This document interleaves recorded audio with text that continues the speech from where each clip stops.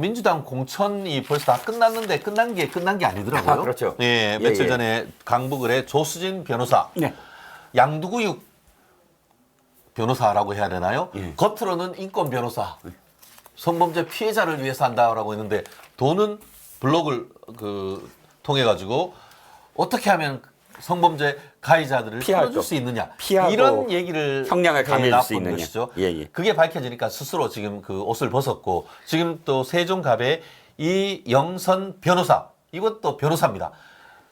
민주당 대전 도당에서 전세 피해자 대책 TF 위원장이셨는데 그러면서 알고 봤더니만 본인은 아파트 4채, 오피스텔 6채 그리고 대출 아파트 가격 38억, 대출 37억. 1억 거기 하나만 살짝 되면 연쇄 부도인 거죠.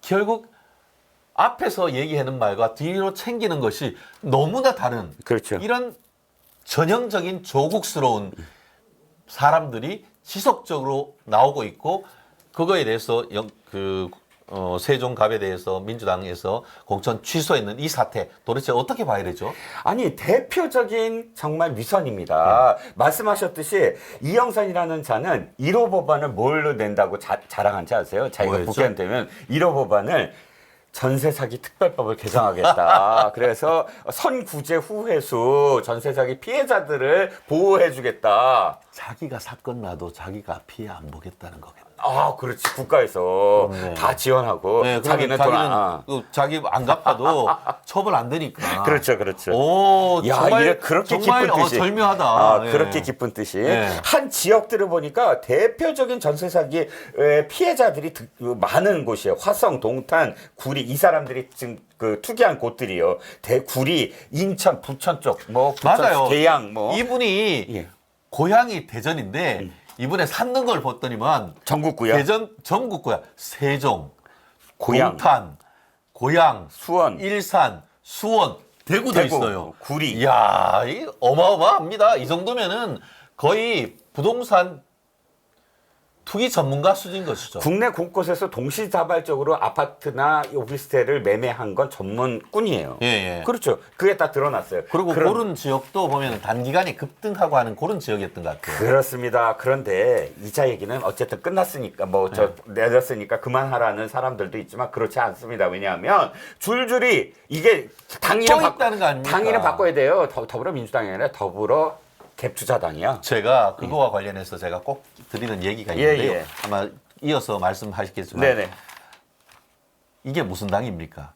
민주당 아닙니까? 민주당의 부동산 투기에 대해서 제가 고발을 하려고 합니다. 네. 2017년 2월 그해 2017년 3월에 박근혜 전 대통령에 대한 탄핵이 있었고 2017년 5월에 대선이 있었고 그러면서 문재인 대통령이 당선이 됐었습니다. 대선 있기 바로 3달 전에 2017년 2월 달 무슨 일이 있었냐? 민주당이 그전에는 당사가 없었습니다. 한 달에 7,500만 원인가 월세 내면서 당사를 썼었는데 여기에 잘 보니까 월세 뭐 수천만 원 내는 것보다 알고 우리 당사를 마련하면은 남겠네 하면서 여의도에 있는 큰 교회의 연수원 건물을 250억인가 자기 돈 20%, 은행 대출 80%를 해가지고 지금 당사를 구입했다는 거 아닙니까? 그러고 나서 문재인 정권이 들어선 다음에 지금 그거 2배 이상 올랐을 거예요. 오호. 지난 정권에 있어서 부동산 광풍의 가장 큰 수혜자가 바로 민주당인 겁니다. 그래놓고 무슨 국민들한테는 대출 받아가지고 부동산 사지 말라고 해요. 지들은 다 챙겨놓고는. 아니 그렇게 깊은 뜻이 있었군요. 부동산법이 왜 그렇게 만들어졌나 했더니 그 투기하기 위해서. 그러니까 참 그런 거예요. 뭐냐 하면은 국민의힘은 부동산 또한 국민들이 어떤 주식이나 이런 부분에 대한 투자의 대상으로 그게 합리적 범위 내라고 하거든요. 그거에 대해서 어떤 차익을 보는 거를 죄악시하진 않아요. 차익이 있으면 그거에 대해서 합당한 세금을 내고 그러면은 국고도 튼튼해지고 개인적으로도 어떤 부를 쌓아갈 수 있는데 근데 민주당은 그걸 아예 인정을 안 하면서 1가구 2주택이면 무조건 팔아. 이 새끼들 나쁜 놈들이야. 죄송합니다. 죄악시 해버린 것 같잖아요. 그렇게 죄악시 해놓고 알고 봤더니만 지들은 뒷구멍으로 다 이런 식으로 하고 있다는 것 아니겠어요? 그런 어떤 이중성을 지금 고발하고 있는데 아까 얘기했던 그 세종갑에 있는 이 모 변호사뿐만 아니고 다른 분들도 많다고요? 그렇죠. 대표적인 사람이 김기표라는 자입니다. 김기표 부천입니다. 누구냐?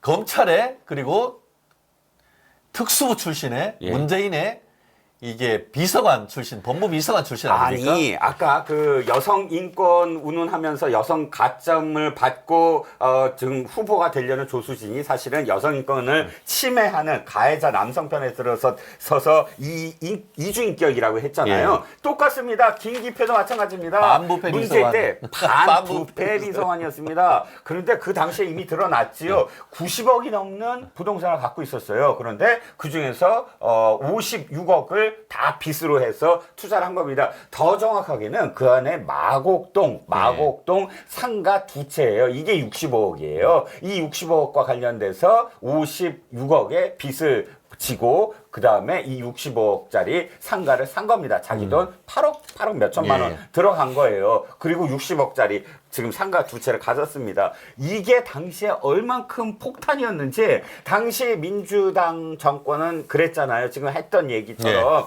부동산 갖고 있으면 그 사람은 죄악이에요. 죄악. 부동산은 그렇죠. 뭐죠? 집은 팔고 사는 게 아니라 실제로 살아야 된다. 운운하면서 모든 것들을 다 이제 세금으로 다 징벌적 과세를 해갖고 묶어뒀잖아요. 그렇게 얘기했는데 딱 보니까 김기표가 등장을 한 거야. 와, 이 사람은 뭐냐? 그랬더니 이제 할 말이 없어지니까 이게 반부패 비서관 전에 했대. 아니 반부패 비서관 때 했으래 누가. 그런 전력 있는 사람들이 여기 득식을 거리는데 무슨 국민들한테 그렇게 얘기해? 내가 얘기한 게 아니라 이게 당에서 얘기하기 시작해. 송영길이가 앞장서서 막 욕을 해요. 그래서 3개월 만에 자진사퇴. 말이 자진사퇴지 잘랐어요. 자, 3개월 만에 비서관 역할도 제대로 못할 정도로 도덕적으로 최악인 사람이 지금 적격 판정을 받고 국회의원 후보가 됐습니다. 그리고 이 사람 안 자른답니다. 전혀 관련이 없답니다. 이재명이. 안 자르기도 하고 못 잘라요. 왠지 아세요? 못 자른 이유. 이 사람이 예. 또 이재명의 왼팔 김용 뇌물 사건을 변론을 했습니다. 대장동 변호사였군요. 그렇죠. 그렇군요. 그래 놓으니까 네네. 거기도 공천 벼락을 어떻게 보면 혜택을 받은 건 아니겠습니까? 네. 그렇게 그 검찰을 검찰이 탄압 안에 뭐네 했는데 검찰 특수부 출신을 변호사로 붙여주고 또 거기를 공천을 주는 참 이런 분들은 말하기는 참 편해. 자기들은 검사로부터 탄압받았네 하는데 정작 자기 사건 되면 검찰 특수부 변호사를 자기 변호인으로 쓰고 또 그 변호사한테는 이게 부동산 투기를 했건 말건 그냥 꽂아주는 것과 같은 말은 경선을 거쳤네 하지만 사실상 이게 룰이나 이런 걸 통해서 사실상 다 꽂아주는 내락되는 그런 부분 아니겠습니까? 그러니까 이영선과 그 다음에 김기표의 가장 큰 차이는 그거구만요. 대장동 변호를 해줬다. 그렇죠. 해줬다. 대장동 변론을 했기 때문에 이게 있어도 양문석처럼 절대 안 자르는 거고 증명이기 때문에 여기 같은 경우에는 자기하고 너하고 뭔 상관? 나한테 뭐가 도움이 됐지?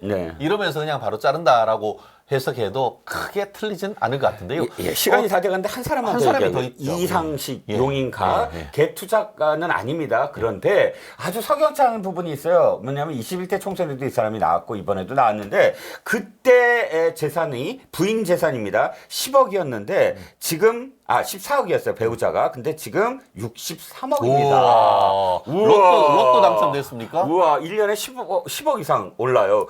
야, 그런 재테크 있으면 나도 좀 배우고 싶어. 그런데 지금 우리 용인 가실까요? 네, 그럴까요? 예. 자, 근데 세금은 1,800만 원밖에 안 냈어요. 그러자 이상식이 이렇게 얘기합니다. 그 부인이 갤러리 관장이래요. 그 미술품. 그래서 사놓은 미술품의 가치가 3배가 뛰어서 오른 것일 뿐인데 미술품은 부동산과 달라서 보유세가 없습니다. 그러니까 미실현 이익이잖아요. 그러니까 세금을 안 낸 것뿐입니다. 이렇게 얘기해요. 그런데 그게 거짓말인 게 나타납니다. 의혹이 생겨요. 뭐냐면 당시에 5캐럿짜리 보석이 3억이에요. 와. 그다음에 이우환이라는 작가의 한 점이 5억이라고 넣었어요. 예. 그다음에 조각상이 3억이라고 넣었어요. 합치니까 한 11억 되잖아. 그럼 배우자 한 14억이 거의 맞잖아요. 비슷하네요. 예. 자, 이게 지금 저 이상식의 표현대로라면 지금 보니까 이우환이라는 사람이 3배가 뛰어서 15억이 와. 되고 그다음에 조각상이 3배에서 3, 3은 9. 9에 15는 더하면 24억이잖아요. 24억이 아니라 지금 63억이잖아. 63억, 나머지는 네. 뭐냐는 거야. 그래서 2배 이상 차이가 나는데? 지금 거 다시 봤어요. 지금 거 봤더니 엉망진창이야. 자, 다시 얘기할게요. 자, 5캐럿짜리 다이아몬드는 깎았어요. 1억 5천이야. 아니, 뭐야. 5캐럿짜리 다이아몬드가 갑작스럽게 그렇게 가격이 다운돼요? 4년 만에? 반값으로? 우와. 자, 이건 이상한데 다운됐으니까 그렇다 쳐. 자, 당시에는 그림 한 점과 조각상 하나밖에 없었잖아요. 지금 올린 거 보니까 회화 작품 14점에 공예품 한 점이야. 와. 달라진 거예요. 예. 이우환 작품 한 작품이 3배 뛴 게 아니야. 그렇게 얘기했잖아요. 그렇구나, 예. 작품이 달라져요. 14점이. 그럼 14점 포함해서 31억 7,400만 원이라는 건데 어마어마하다. 이거를 샀다고 한다면 재산이 변동이 있어야지. 예. 그렇죠? 그리고 또 한 가지는 뭐냐면 무슨 돈으로 샀지? 하나가 사라져요. 조각상 3억. 4년 후에 없어. 없어. 이건 실현이익이야. 그렇죠. 실질적인 세금을 판매면 내야지. 세금을 내야지. 납세 자료가 있어야 될 거 양도소득세, 아니야. 예. 그거 없어요. 지금 이거 이렇게 되면은 예. 뭐 지금 현재 이상식 후보님이 있는 지역에서 이상식 후보가 조금 앞서 있다라는 보도가 없지 않은 것 같은데요. 그 지역계에 계시는 분들 좀 잘 생각하셔야 됩니다. 이런 부정직하다는 의심을 받고 있는 분을 찍어야 됩니까? 그리고 이런 분들 찍었다가 나중에 재판에 넘겨져 가지고 배치 달면 또 재보궐선거 해야 되는 것 아니겠습니까? 이런 부분에 대해서 직접 찾아가 가지고 후보로부터 해명을 요청을 하고 또 제대로 해명되지 않는다고 하면은 표로서 심판하는 그런 절차가 필요하지 않을까 하는 생각이 듭니다.